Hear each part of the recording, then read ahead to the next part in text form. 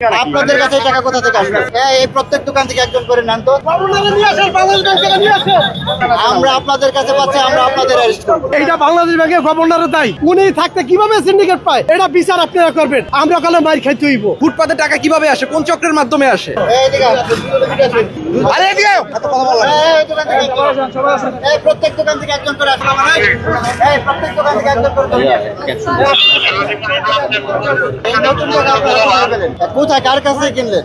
ব্যাংকেতে যে কিছু লোক আছে, কে আছে সেটা? কে লোকটা? কে ব্যাংকের অফিসার না হবে, আমাদের মতো ব্যবসায়ী আর কি। কে সেটা? ওরা ব্যাংকের দিকে আনে, তার অ্যাড্রেস দিতে হবে, না হলে আপনাদের আমরা অ্যারেস্ট করবো। এই টাকা তো ব্যাংকের সরকারি সম্পত্তি। এগুলো আপনারা নতুন টাকা আমরা ব্যাংকে থেকে সাধারণ লোকজন পায় না, সরকারি চাকরিজীবীরা পায় না, ব্যবসায়ীরা পায় না।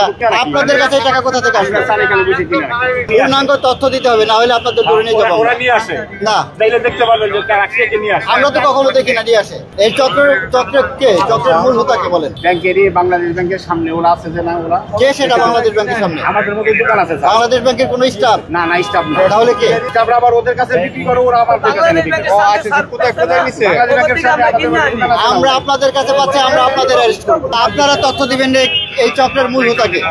আপনারা একজন লোক দাঁড়ান, দেখেন কোন কোন লোক আছে। আমার দাঁড়ানোর দরকার নাই। আমরা আপনাকে পেয়েছি, আমরা আপনাকে অ্যারেস্ট করবো। এই প্রত্যেক দোকান থেকে একজন করে নেন তো। কয়েকজনকে ধরেন, কয়েকজনকে ধরেন, কয়েকজন প্রত্যেক দোকান থেকে একজন করে নেন। কয়েকজনকে ধরেন।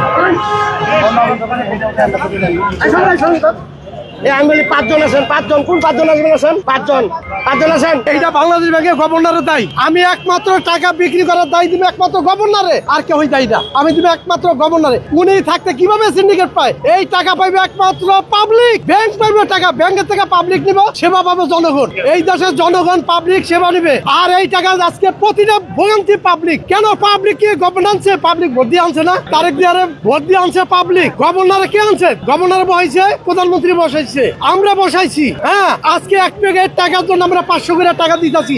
কেন দিব ভাই? এটা বিচার আপনারা করবেন। এই বিচার পাবলিক করতে পারবো না, আমিও করতে পারবো না। আমরা কালে মার খাইতে হইব। ব্যাংকে টাকা পাওয়া যায় না, কিন্তু ফুটপাতে টাকা পাওয়া যায়। এটা রহস্য কোথায়? এই রহস্য তো আমাদের উদ্ঘাটন করতে হবে, তাই না? তো কি বলবো ভাই, আপনারা ব্যাংকে যারা কর্মরত আছে তাদের কাছে যান, জিজ্ঞাসা করেন, দেখেন তারা কি বলে। ফুটপাতে টাকা কিভাবে আসে, কোন চক্রের মাধ্যমে আসে? এখানে প্রতি বছরই এক ধরনের একটা সিন্ডিকেট আমরা লক্ষ্য করি। এই যে হাজারে 400 টাকা 500 টাকা যে নিচ্ছে, এটা কি কোনো ধরনের লিগ্যালিটি আছে এখানে? এই যে 400 টাকা 500 টাকা সাধারণ মানুষের পকেট কেটে, গলা কেটে এখান থেকে টাকা নেওয়া হচ্ছে। কিছুক্ষণ আগে দেখলাম এখানে ভ্রাম্যমাণ আদালত এসেছিলেন এবং তাদের কিছুটা পদক্ষেপের ফলে আমরা দেখলাম কিছু সময়ের জন্য তারা এই ব্যবসা বন্ধ রাখছে, আবার কিন্তু চলবে। মানে এই সিন্ডিকেট থেকে বাংলাদেশ যদি মুক্তি না পায়, প্রত্যেকটা জায়গায় সিন্ডিকেট পায়, এই টাকার বাজারেও কালো বাজারি। তো এখন কি করার? সাধারণ মানুষ যদি সচেতন না হয়, এই ব্যবসা চলবে।